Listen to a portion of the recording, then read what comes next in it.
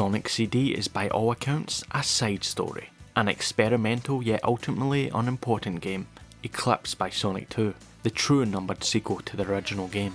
Sonic 2 expanded on the speed element of the first game, crafting levels of non-stop action, along with introducing the spin dash, a game changer of a new move. But CD didn't have the pressure of being a numbered game, instead seeming to double down on the slowness and wonkiness of Sonic 1, with short, uninteresting levels that seem to have no rhyme or reason to their design. And while CD also featured the spin dash, it wasn't nearly as solid as the one in Sonic 2, at least until the 2011 PC port fixed it. Then you have the Super P-Whip, a cool looking yet inferior move to the spin dash due to it being less reliable. Stardust Speedway is the most fun level in the game, it's also the most speed focused one, go figure. Wacky Workbench is also a memorable stage, but not for the right reasons. The bosses are also interesting, they're unique for sure, but also really easy and not too fun to fight, except for Metal Sonic obviously, he's great. The one truly unique thing CD has going for it is the time travel mechanic, but honestly, I've never seen much reason to play around with it. I know you can get the good ending by travelling to the past and destroying the robot transporters, but why do all that when you can simply collect 50 rings, enter the special stages, and grab the time stones? If I wanted to slowly explore levels, I wouldn't be playing a Sonic game, sorry. But since I've never gone for the transporters before, might as well give it a go. At least once. It doesn't seem very likely, but maybe it'll make the levels at least a bit more interesting to go through.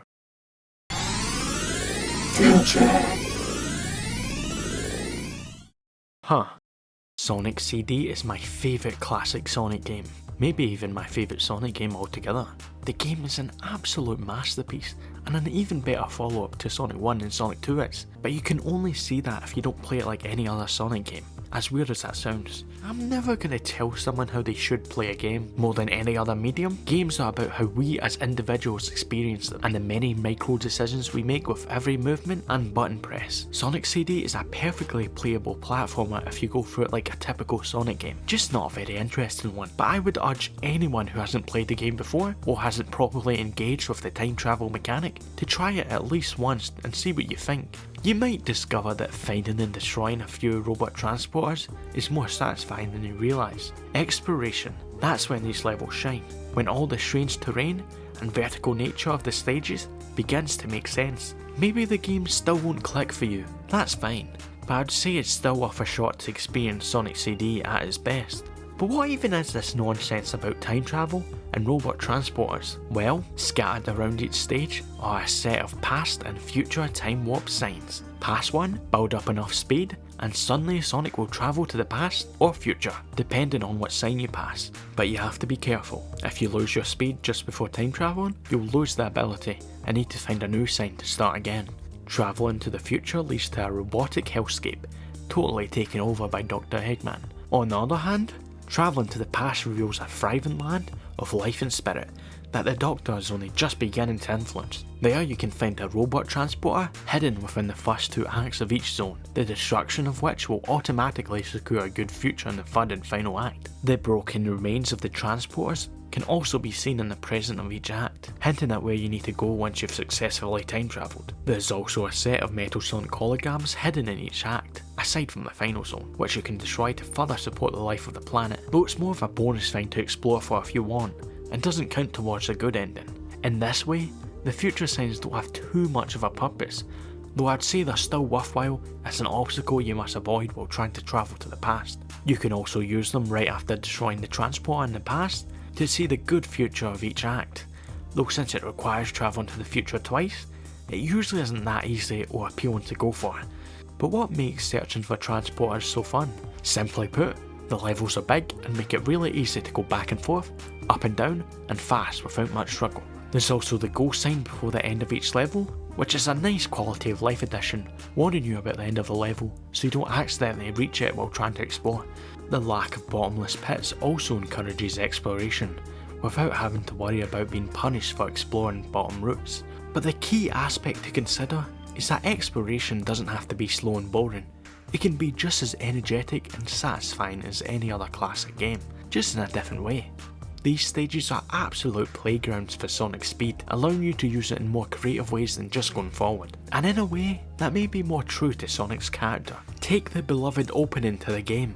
Sonic isn't taking the optimal routes here, he's playing around the environments, experiencing every bit of fun they have to offer. And that's what CD is, a game that truly gets you in the head of Sonic, experiencing the world and everything it offers, rather than running through it like a speeding bullet. Don't get me wrong, I love Sonic 2 and how it influenced the series going forward, but I do think it's a bit unfortunate that nothing like CD was ever attempted again, as I think it's just as valid a direction to take the series. But getting enough speed isn't always so easy, especially if you just try and wing it. Luckily, there are plenty of ways the game makes it easier for you, if you pay attention to the level design that is. Sometimes springs are placed next to each other, making it easy to bounce between them in time travel. Spin dashing onto a spring is another quick and easy method, but there's also plenty of level specific mechanics to look out for, like the spinning tops of Palm Tree Panic, the tubes of Tidal Tempest, the light tunnels of Wacky Workbench, and so much more. There are so many ways of time traveling if you look hard enough. Though if you're playing on the Sonic Origins part of the game, I'd recommend not using the drop dash to time travel, as it basically breaks the whole mechanic, and not in a fun way. But while I love the gameplay of CD, and don't think there's a single bad level in the bunch, I don't think many are as memorable as zones from games like Sonic 2 or 3 and Knuckles. Palm Tree Panic is a more vertical version of Green Hill, feeling so much more expansive and lively. Collision Chaos is a decently fun pinball level, just not on the level of Casino Night from Sonic 2. Tidal Tempest is a decent water level with a maze-like structure, which is fun to navigate through without being frustrating. Quartz Quadrant is a shockingly layered level, with a straightforward bottom path and a full-on obstacle course above, making it difficult to find the right path and stick to it. Wacky Workbench is the most controversial level of the game, but its bouncy floor is really only frustrating if you're just focused on reaching the end, at least for me. Otherwise, it can be fun to use it to reach higher areas, as well as easily get enough speed to time travel. Act 1 also features the most controversial transporter location, which requires you to get squashed by these crushing blocks. I think this would be improved if the pipe you go through after being crushed was a bit more obvious from the outside, because as it stands, it does feel a bit unfair and not properly conveyed. Stardust Speedway is the most beloved stage in the game, and while I like it too, I think it has more going on for it than just being a fast stage. The shift in routes and spring cannons makes it a very fun stage to plan a route for, though having both transporters near the start was maybe a mistake, considering how big the level is. Metallic Madness is one of the best classic finales, feeling like a relentless assault while still being quite open to explore. Also Mini Sonic. Mini Sonic is cool. So overall, each stage has unique elements while still not feeling too distinct from each other. A problem only worsened if you just run straight to the end. Luckily, the general design philosophy across the stages is strong enough to make playing them a joy from start to finish. As for the bosses, they aren't the most fun to fight, but they're at least quite unique, so I'll give them points for trying. The underwater boss where you have to take the air bubbles around Eggman to defeat him, and the pinball boss are both quite fun. I just wish they were a bit more fleshed out and difficult. The final boss is also a pretty big letdown, not feeling climatic at all, something Sonic 2 and Sonic 3 and Knuckles clearly has over this game. The Metal Sonic fight is clearly the highlight, being a fun showdown race that was built up across the whole game, even if it's not all that challenging.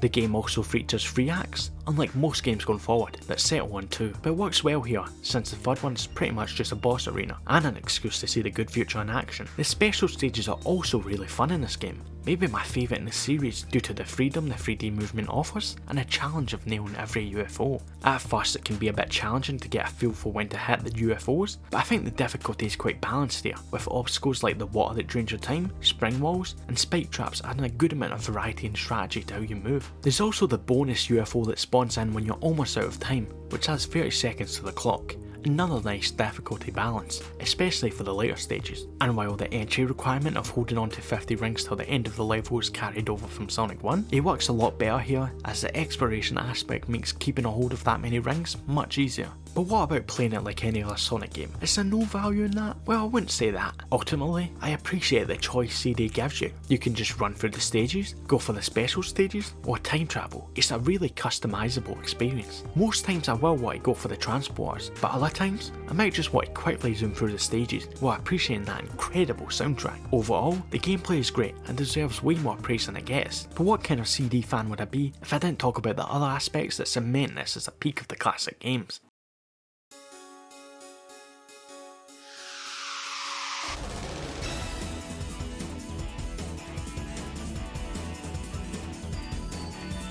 This is the best version of Sonic's world, the most beautiful, alive, and abstract it will ever be. And it all starts with that opening. No other part of CD is as beloved as that opening, and for good reason. It is an incredible showcase of everything Sonic should be. Just look at the many ways Sonic's speed is conveyed, from the ridiculous trail of smoke that follows throughout, far eclipsing Sonic himself, to the camera failing to keep up till only footprints can be seen, to the rainbows bursting out of the water as he passes by. Then there's the way Sonic uses that speed, treating the world like one big playground. Swinging between trees, bouncing between rock formations, and running along walls. Sonic also sneezes when there's trouble, a neat character trait that sadly never really materialised after this game.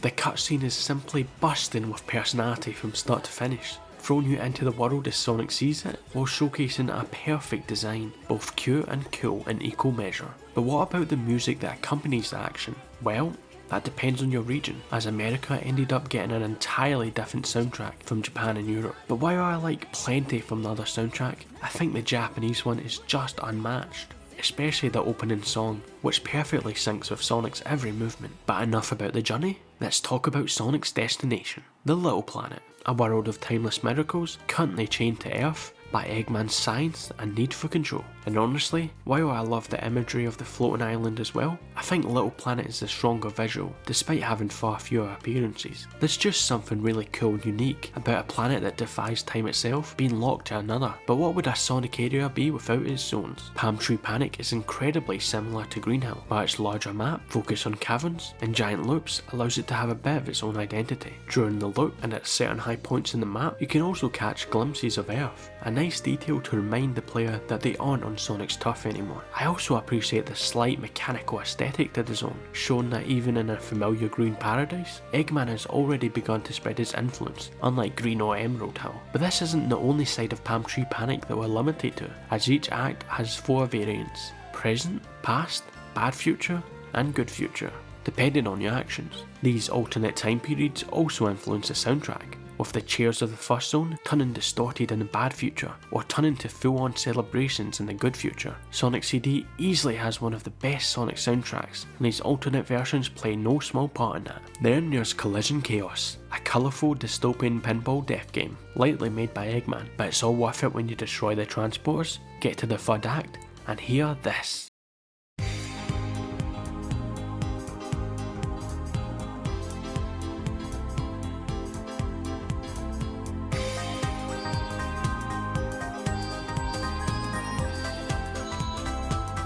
It's going to be hard to not just play every good future theme, because they're all excellent. But for now, let's move on to the mysterious ruins of Tidal Tempest.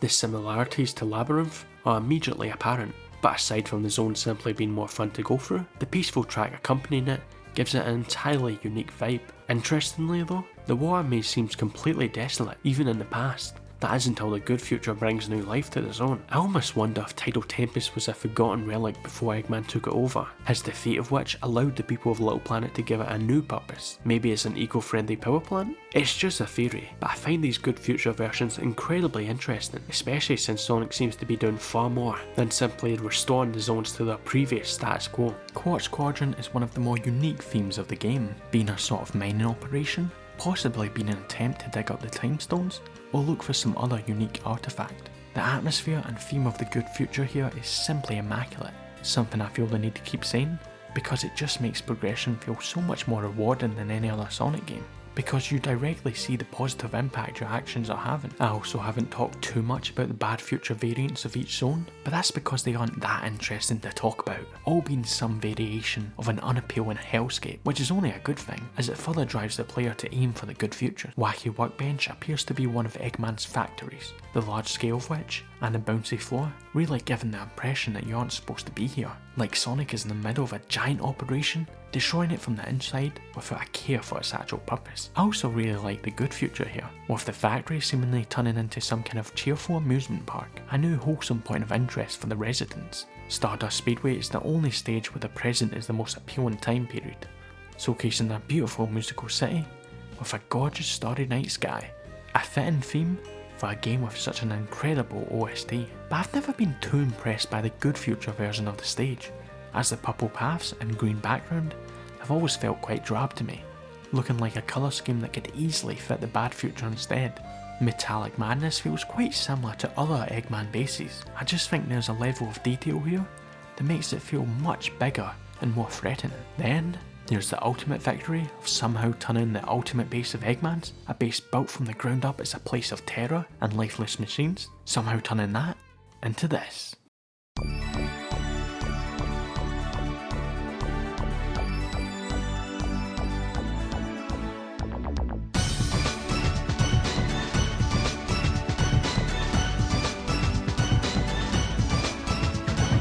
This is why Sonic CD is such a perfect follow-up, taking the nature versus technology theme and making it so much more meaningful by allowing the player the agency to make it happen themselves, and then see such a breathtaking result. If I'm being honest, the final boss is pretty underwhelming, but at least that's followed up with another beautiful cutscene of Sonic watching the final liberation of Little Planet and preparing to run off to his next adventure.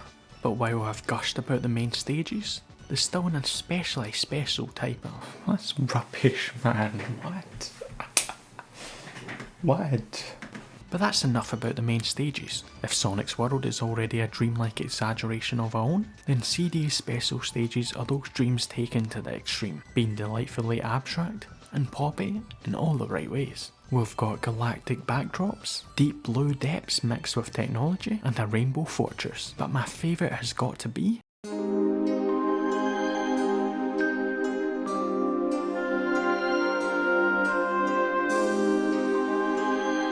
This background is simply magical, displaying a paradise of perfect greenery without worry or human imperfection, so living and breathing despite being so utterly unattainable. But not every special stage is so inviting, such as this one, showcasing a large, menacing, mechanical city with blood red pillars, instantly making me think of Eggman. And what if it is linked to Eggman? What if all these stages are linked to people? This is just a theory, but maybe these are the literal dreams of the people of Little Planet, the possible futures they can only hope for, given life by the time stones. Maybe the cloudy one represents the dreams of the birds of Little Planet, maybe the aquatic one represents the residents of Tidal Tempest, and maybe this one is Eggman's crushing dream of the future, a robotic paradise in a cage of his own making. Likewise, maybe this final one, with the weird pink water, is the dream of someone eager to visit the stars. Just an idea. But regardless of my theory, I just love these backgrounds, as they show just how varied and magical the world of Sonic can be. But that's enough about a rather small part of the game. Let's talk about the story of Sonic CD.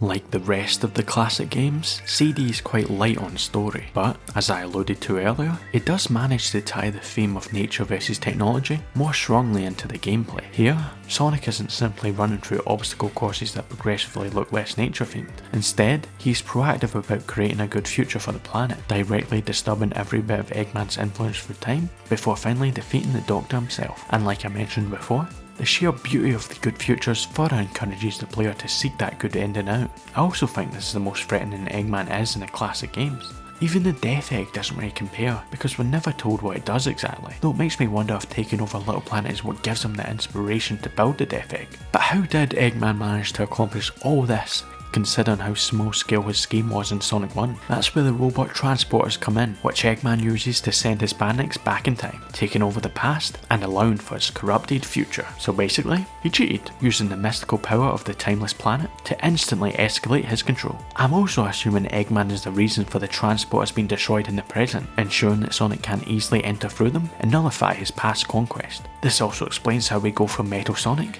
the perfect robotic rival to Sonic, to this in Sonic 2. Perhaps Eggman used future resources to build Metal, resources he wouldn't have afterwards when Metal's defeated and Little Planet disappears. I also imagine, unlike the Chaos Emeralds, Sonic doesn't hold on to the Time Stones, instead leaving them on Little Planet, before it presumably jumps a year in time. But back to Metal Sonic, not that this is news to anyone, but that design is just perfection. It would have been so easy to have Sonic's copy move in the same way, but his speed coming from an artificial jet booster instead makes him feel so much colder and lifeless. He's Sonic's speed without the energy and freedom that defines him. I also quite like the metal holograms, once again showing the greater thought Eggman has put into the scheme, making sure Metal Sonic's image is known and feared, even when he isn't around.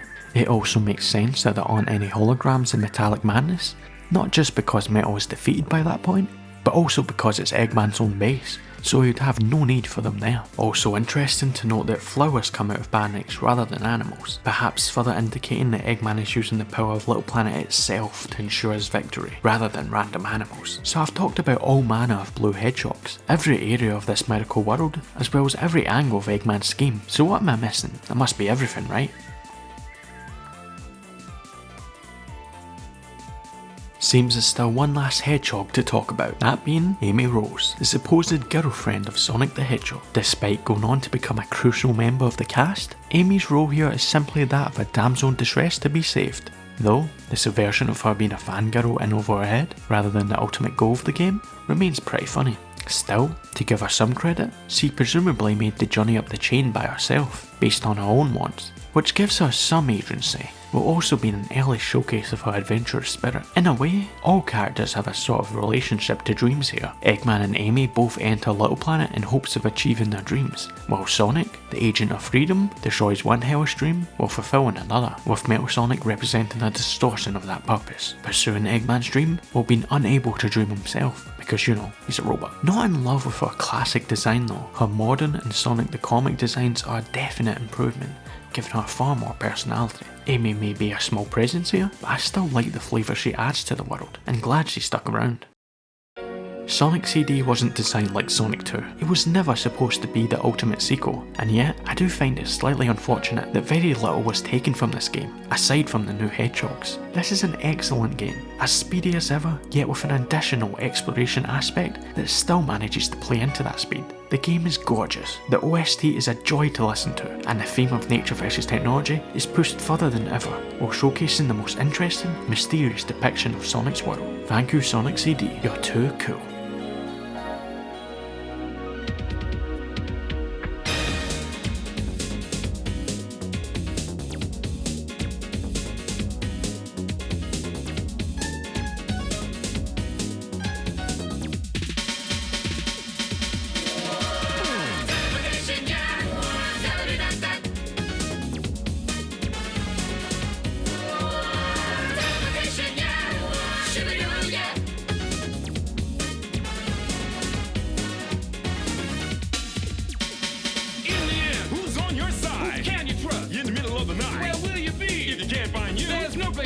Nothing to do if you gotta do something. You gotta do something. Believe in yourself.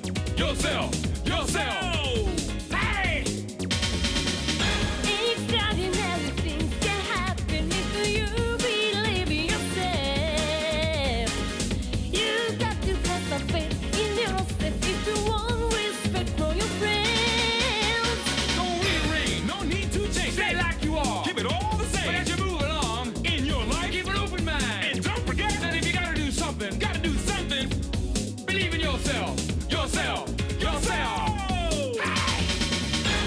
Extraordinary things can happen if you believe in yourself.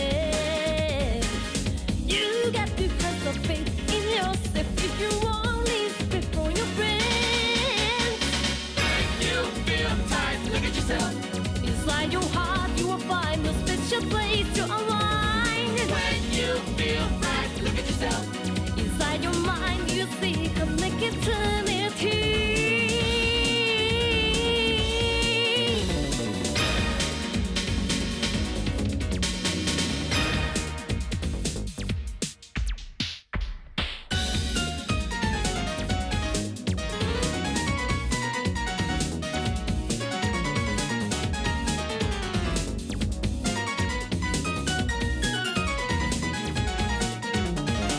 When you feel tight, look at yourself. Inside your heart